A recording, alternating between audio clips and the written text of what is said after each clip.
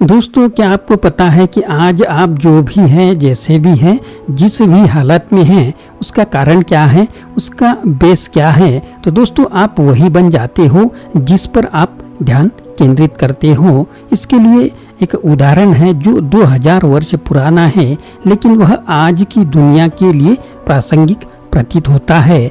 वैध मनोरंजन के लिए जो कुछ भी किया जाता है वह घटिया या मूर्खतापूर्ण होता है और केवल लोगों की कमजोरियों को पूरा करता है या उनका शोषण करता है। वह स्टोइक दार्शनिक एपिक्टेटस से है।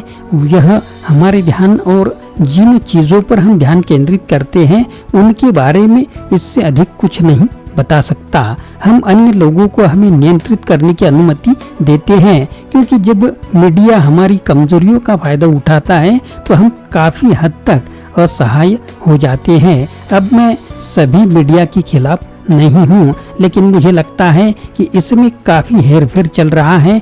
बस हर एक सोशल मीडिया प्लेटफॉर्म, समाचार वेबसाइट, स्ट्रीमिंग साइट और स्मार्टफोन ऐप को देखें और आप देखेंगे कि आपका और मेरा शोषण किया जा रहा है। आपको बस संकेतों को देखना है। तो दोस्तों, अगर आप चैनल पर नए हैं तो चैनल को सब्सक्राइब करना ना भूलें।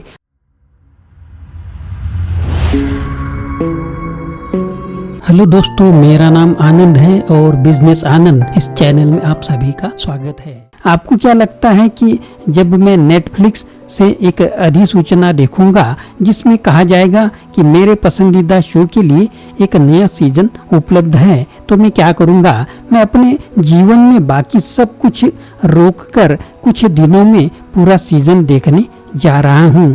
जब मेरा काम पूरा हो जाएगा तो शायद मैं प्राइम वीडियो पर अगली चीज पर आगे बढ़ूंगा या शायद यूट्यूब पर कुछ क्लिप देखूंगा। लेकिन मैं ऐसा नहीं करता, क्योंकि मैं खुद को उन चीजों से दूर रखता हूँ। मैं जितना हो सके अपने ध्यान को नियंत्रित करना चाहता हूँ। यदि मैं ऐसा नहीं करता तो लाखों लोग और संगठन मेरे लिए ऐसा करने के लिए उत्सुक है। और क्या होगा जब दूसरे आपका ध्यान नियंत्रित करते हैं? तुम एक नासमझ ड्रोन बन जाओ। आप जिस चीज पर ध्यान केंद्रित करते हैं उस पर अधिक नियंत्रण पाने के लिए यहाँ कुछ युक्तियाँ दी गई हैं। सबसे पहले आपको इस बात से अवगत होना होगा कि आप जिस चीज पर ध्यान केंद्रित करते हैं उसके प्रति सचेत रहना कितना महत्वपूर्ण है। तो चलिए एपिक्टेटस पर वापस आते हैं। उन्होंने अ मैनुअल फॉर लिविंग में अपनी बात आगे बढ़ाई है। यदि आप स्वयं यह नहीं चुनते हैं कि आप किन विचारों और छवियों को उजागर करते हैं, तो कोई और करेगा और उनके उद्देश्य उच्चतम नहीं हो सकते। जब मैंने इसे पहली बार पढ़ा तो मैंने इसे अधिक गंभीरता से लेना शुरू कर दिया। मुझे एहसास हुआ कि मुझे ऐसा व्यक्ति बनना है जो खुद को कुछ विचारों, छवियों,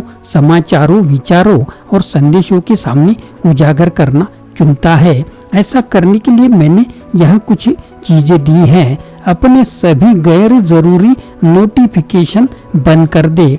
आप अपने फोन पर प्रत्येक ऐप के लिए नोटिफिकेशन बंद कर सकते हैं ताकि आपको अपने फोन को स्थायी रूप से परेशान न करे मोड में न रखना पड़े। मैं डू नॉट डिस्टर्ब मोड का उपयोग नहीं करता, क्योंकि यह सभी सूचनाएं बंद कर देता है। मैं बस सेटिंग्स और नोटिफिकेशन पर जाता हूं और नोटिफिकेशन को बंद करने के लिए प्रत्येक व्यक्तिगत ऐप पर जाता हूं। इस तरह मैं अपने फोन पर जो देखता हूं उस पर मेरा अधिक नियंत्रण होता है। उदाहरण के लिए मैं परिवार, दोस्तों, अपनी टीम या उन लोगों से कॉल और टेक्स्ट संदेश प्राप्त करना चाहता हूं जिनके साथ में व्यवहार करता हूं। मेरे कैलेंडर और रिमाइंडर ऐप पर भी सूचनाएं हैं। मुद्दा यहाँ यह है कि आप अपने फोन का उपयोग सोच समझकर करना चाहते हैं।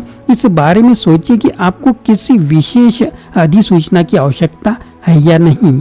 क्या आपको ब्रेकिंग न्यूज के बारे में जानने की जरूरत है या कि किसी को आपकी पोस्ट पसंद आई? शायद नहीं। जानकारी प्राप्त करने के लिए सोशल मीडिया का उपयोग ना करें। सोशल मीडिया पर कचरे की मात्रा अथाह है।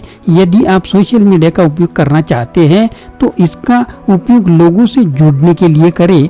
पुस्तकों, लेखों या विकिपीडिया में प्रतिस्थापन के रूप में नहीं, मैं सोशल मीडिया के खिलाफ नहीं हूँ, क्योंकि यह एक उपकरण है। समस्या यहाँ पर यह है कि अधिकांश लोगों को पता नहीं है कि उनका उपयोग किया जा रहा है। उन्हें लगता है कि वे नियंत्रण में हैं, लेकिन वे हर समय प्रभावित हो रहे हैं।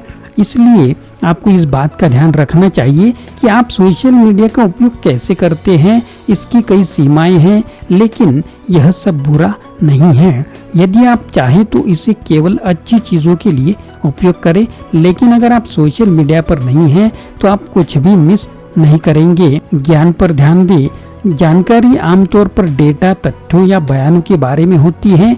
ज्ञान आमतौर पर किसी विशिष्ट कारण के लिए कुछ जानकारी लागू करने के बारे में होता है। सूचना का उदाहरण क्या है? तथ्य यह है कि पिछले एक दशक में औसत हेज फंड के बाजार में कमजोर प्रदर्शन किया है। यदि आप इस जानकारी का उपयोग निवेश रणनीति बनाने के लिए करते हैं तो आप जानते हैं अधिकांश लोग बहुत सारी जानकारी तो हासिल कर लेते हैं, लेकिन बहुत सारा ज्ञान नहीं।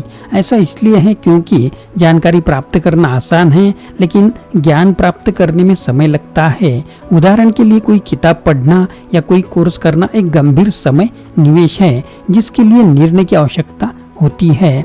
आप स्वयं सोचें, क्या यह मेरे समय के लायक है, या कम से कम यह कुछ तो है। मुझे लगता है कि हर किसी को खुद से पूछने की ज़रूरत है, लेकिन जब आप यादृच्छिक जानकारी का उपभोग करने के लिए अपना फ़ोन पकड़ते हैं तो आप यह नहीं पूछते हैं। आप सोचते हैं यह सिर्फ एक सोशल मीडिया पोस्ट, एक छोटा वीडियो, एक लेख है आदि। लेकिन समस्या यह है कि आप बहुत सारी जानकारी लेते हुए एक खरगोश बिल में चले जाते हैं, जिनमें से अधिकांश का कोई उद्देश्य नहीं होता है। जब आप ज्ञान प्राप्त करते हैं तो आप इसे इरादे और एक विशिष्ट फोकस के साथ करते हैं। आप जिस चीज़ पर ध्यान केंद्रित हैं उससे आपके विचार प्रभावित होते हैं। अपने ध्यान को नियंत्रित करना महत्वपूर्ण है, क्योंकि यह आपके विचारों और कार्य को प्रभावित करता है। व्यवहारिकता के संस्थात्मक और आधुनिक मनोविज्ञान के प्रणेता विलियम जेम्स ने इसे सबसे अच्छी तरह यहाँ पर समझाया।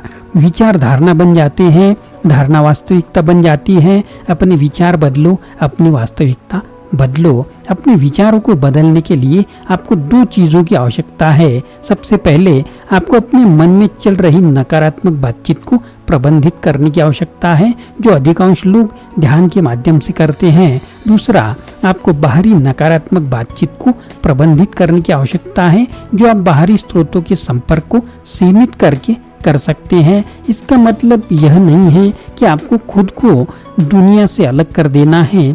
बस अपने आप से पूछें, क्या यह मेरे ध्यान देने योग्य है? क्या इससे मेरा जीवन समृद्ध होगा? यदि उत्तर नहीं है तो आगे बढ़े। यह कहानी पसंद आई और यह वीडियो, यह पुस्तक अंतर्दृष्टि के बारे में और अधिक अगर आप जानना चाहते हैं तो क्या आप सीधे अपने इनबॉक्स में या हमारे कमेंट बॉक्स में प्रेरणा और अंतर्दृष्टि की साप्ताहिक खुराक के लिए आप तैयार हैं तो कमेंट बॉक्स में ज़रूर लिखें। दोस्तों, अगर यह वीडियो आपको पसंद आता है तो वह भी कमेंट बॉक्स में लिखें, और अगर नए हैं तो चैनल को सब्सक्राइब करना ना भूलें। आशा करता हूँ दोस्तों यह वीडियो आपको पसंद आया होगा। अगर पसंद आया है तो लाइक करें, शेयर करें, चैनल को सब्सक्राइब करें, अपने दोस्तों को और ग्रुप को भी यह वीडियो फॉरवर्ड करें। फिर से मिलेंगे अगले वीडियो में। आप सभी का वीडियो देखने के लिए बहुत बहुत शुक्रिया।